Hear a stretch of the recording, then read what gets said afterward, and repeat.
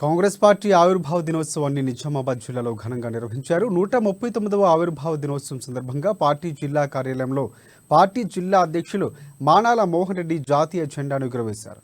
దేశ స్వాతంత్ర్యం కోసం ఏర్పడిన కాంగ్రెస్ పార్టీ దేశ స్వాతంత్ర్యం కోసం అలుపెరిగిన పోరాటం చేసిందని, ఎంతో మంది తమ పార్టీ నాయకులు బలిదానాలు చేశారని, వారి పోరాట పటిమతో దేశానికి స్వాతంత్ర్యం వచ్చిందని గుర్తు చేశారు. అప్పుడు దేశ స్వాతంత్ర్యం కోసం, ఇప్పుడు దేశ పునర్నిర్మాణం కోసం కాంగ్రెస్ పార్టీ కృషి చేస్తుందని మానాల మోహన్ రెడ్డి తెలిపారు.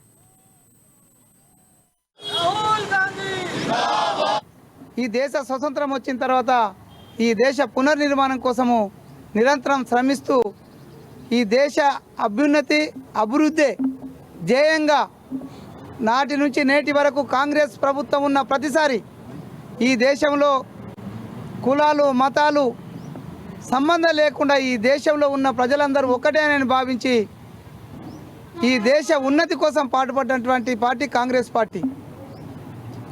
ఈరోజు ఈ దేశంలో ఉన్నటువంటి బీజేపీ పార్టీ ఈ దేశాన్ని విచ్ఛిన్నం చేయాలని, అదేవిధంగా ఈ దేశంలో కులాల మధ్యన మతాల మధ్యన చిచ్చులు పెట్టి ఈ దేశాన్ని అంతర్గతంగా కలహాలతో నింపి పబ్బం గడుపుకోవాలని చేస్తున్నటువంటి ప్రయత్నాన్ని కాంగ్రెస్ పార్టీ అగ్రనాయకులు రాహుల్ గాంధీ గారు ఎక్కడికక్కడ వ్యతిరేకిస్తూ ఎప్పటికప్పుడు వాటిపైన పోరాటాలు చేస్తూ సాగుతున్నటువంటి ఈ కాలంలో మరొక్కసారి ఈ జిల్లా ప్రజలను విజ్ఞప్తి చేస్తున్నాం.